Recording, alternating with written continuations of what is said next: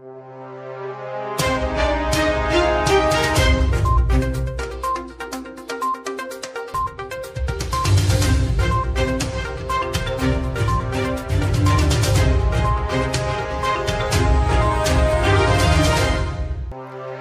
à toutes et à tous, bienvenue à cette édition présentée du studio de la chaîne Kouliya TV, relevant de la Faculté des Lettres et des Sciences Humaines, Université Ibn Zor Agadir.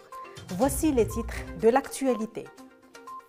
Une délégation chinoise en visite officielle à la Faculté des Lettres et des Sciences Humaines d'Agadir.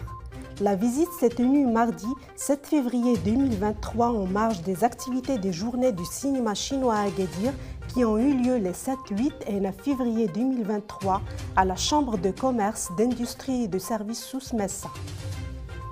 Études comparatives au Maroc, enjeux de théorie, critique et pédagogie. Tel est le sujet de la conférence internationale organisée du 9 au 10 février 2023 à la FLSH d'Agadir. Un reportage à suivre dans ce journal.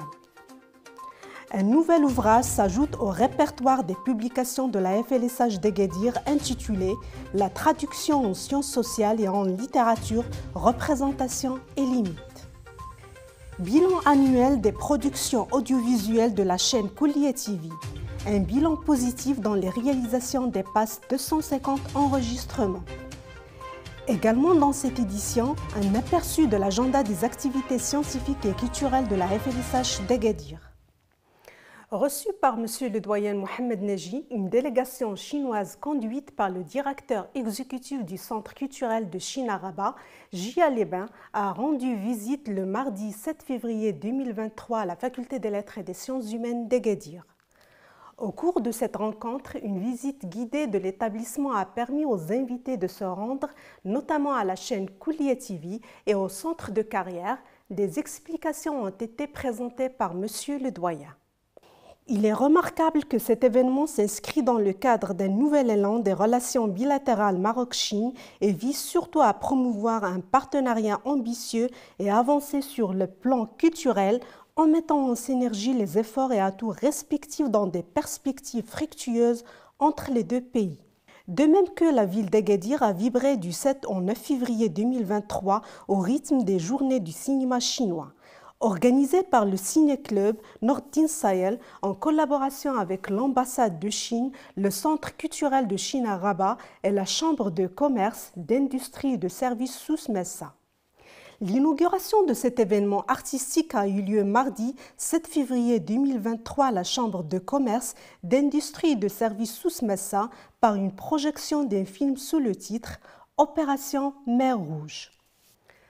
L'actualité est également marquée par l'organisation du 9 au 10 février 2023 de la conférence internationale sous le thème « Études comparatives au Maroc, enjeux de théorie, critique et pédagogie ».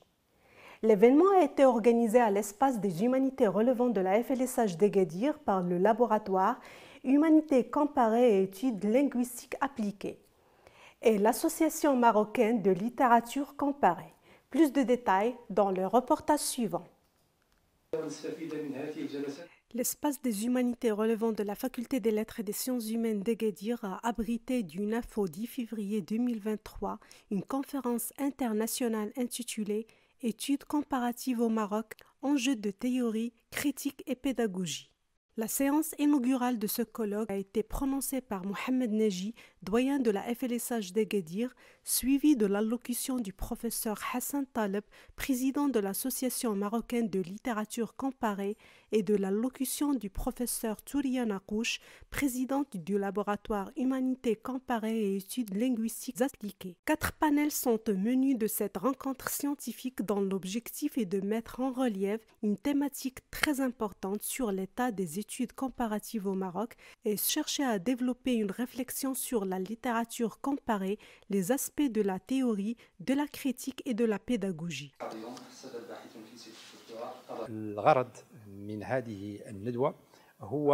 L'objectif préconisé de ce colloque est de cerner dans une perspective l'état de l'étude comparée au Maroc. En fait, vous trouverez dans ce colloque des recherches théoriques, pédagogiques, comparatives et littéraires qui mettent l'accent sur ces études comparatives et motivent surtout les étudiants pour approfondir une réflexion appropriée sur les évolutions et les transformations dont témoigne cette séance, surtout au niveau mondial, notamment l'ouverture sur des nouveaux sujets liés aux évolutions sociales, littéraires et éthiques, en particulier dans nos sociétés contemporaines.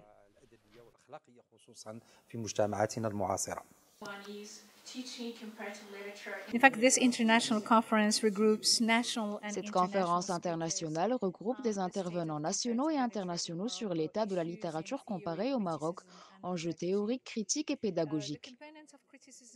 Les composantes de la critique sont très utiles et très importantes pour nous. Nous sommes passés, au terme d'une histoire de 10 ans de la littérature comparée marocaine, aux questions de critique et d'évaluation. Nous voyons donc cela comme un signe de maturité et de développement pour notre association. Nous soutenons l'idée d'enseigner la discipline de la littérature comparée dans l'université marocaine et nous espérons qu'Ibn Zohr devienne un modèle pour l'enseignement de cette discipline. Les actes de ce colloque s'inscrivent dans les 3 aspects de la théorie, de la critique et de la pédagogie. Comme nous nous intéressons à la littérature comparée, non seulement en tant qu'approche dans l'étude de la culture et de la littérature, mais aussi en tant qu'approche dans l'enseignement des sciences humaines, nous nous préoccupons donc autant de la formation de nos étudiants en ce qui concerne leurs compétences, mais aussi leur imagination et leur intellect.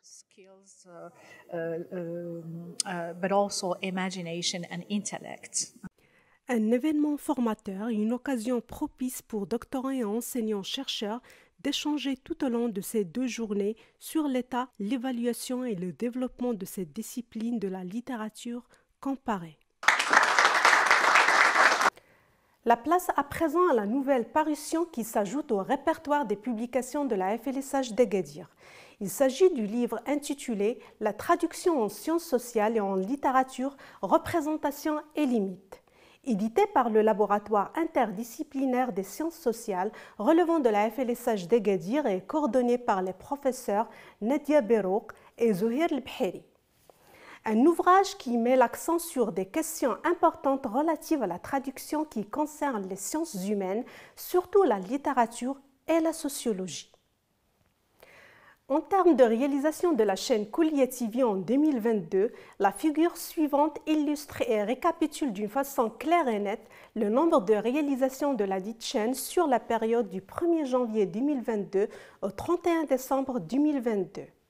Un bilan positif et très riche qui englobe une grille de programmes très diversifiés, outre que les reportages, les bandes annonces, les journaux télévisés en arabe et en français. Un inventaire très fructueux dont le total des réalisations dépasse 250 enregistrements, en moyenne 2 enregistrements par jour, ce qui résume les efforts colossaux qui ont été déployés afin d'assurer la scénarisation et l'enregistrement de toutes les capsules audiovisuelles, les vidéos pédagogiques et de toutes ces activités scientifiques et culturelles de la faculté. Il est notable que Kouliya TV est la première chaîne universitaire numérique au Maroc et en Afrique qui ne cesse de se développer. Actuellement, il enregistre plus de 36 300 abonnés sur YouTube, plus de 10 000 abonnés sur Facebook et comptabilise habituellement plus de 37 500 vues en 28 jours. Restez toujours avec nous dans cette deuxième partie de ce journal. Nous vous présentons le panorama culturel et scientifique des activités qui ont été organisées à l'espace des humanités de la FLSH d'Agadir. Nous ouvrons cette page culturelle par le nombre très remarquable de soutenances des thèses de doctorat issues des projets de recherche d'envergure dans divers domaines. Il s'agit de 6 soutenances de formation doctorale, aménagement du territoire, société, migration et développement durable, une soutenance de formation, patrimoine et développement, également une soutenance de formation, langue et communication et finalement 2 soutenances en vue de l'obtention de l'habilitation universitaire sur les thématiques suivantes. Aménagement, représentation linguistique et pratique discursive en contexte plurilingue, le cas du Maroc. Et former à l'interculturel et champ disciplinaire, considération didactique et levier de perfectionnement.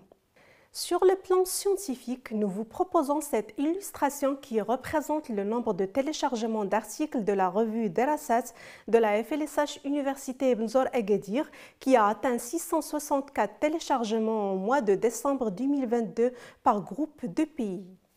Il est notable que Derasat est une revue scientifique éditée par la FLSH et publiée dans la plateforme Digital Commons, affiliée à Elsevier en 2 fascicules, sciences humaines et sociales, sciences du langage, littérature et art, et contribue énormément à améliorer la qualité de la recherche scientifique à l'université, notamment dans le domaine des langues, des lettres, des sciences humaines et sociales.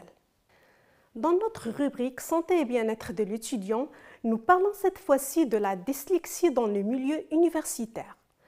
Selon une définition retenue par l'Agence nationale d'accréditation et d'évaluation en santé France, la dyslexie se définit comme un déficit durable et significatif du langage écrit qui ne peut s'expliquer par une cause évidente.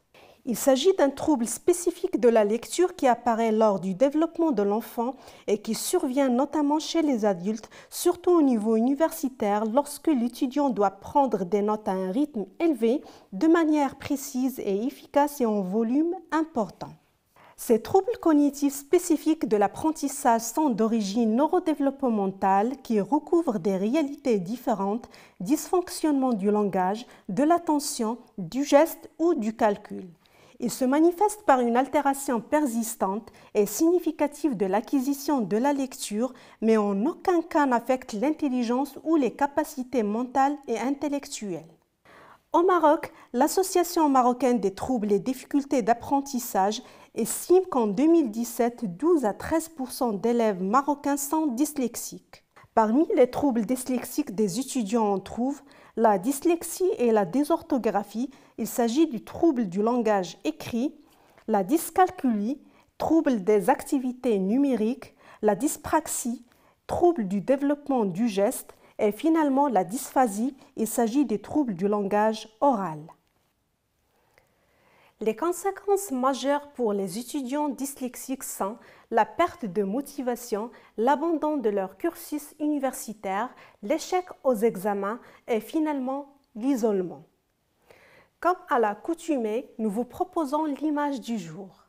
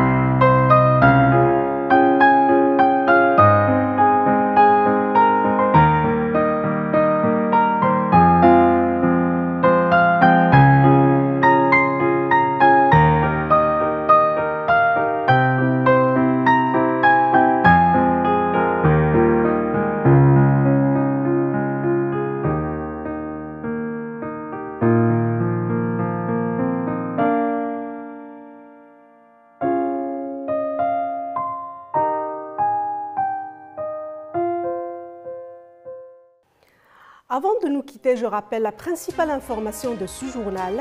Une délégation chinoise en visite officielle à la FLSH d'Agadir. La visite s'est tenue mardi 7 février 2023 en marge des activités des Journées du cinéma chinois à Agadir qui ont eu lieu les 7, 8 et 9 février 2023 à la Chambre de commerce, d'industrie et de services Souss Messa. Retrouvez toute l'actualité en continu et en exclusivité tous les replays des bulletins d'information et des émissions sur votre site www.kulliyatv.ma, version arabe et version française et sur l'application Kulliya TV. C'est la fin de cette édition. Merci de votre fidélité. Excellente journée à toutes et à tous.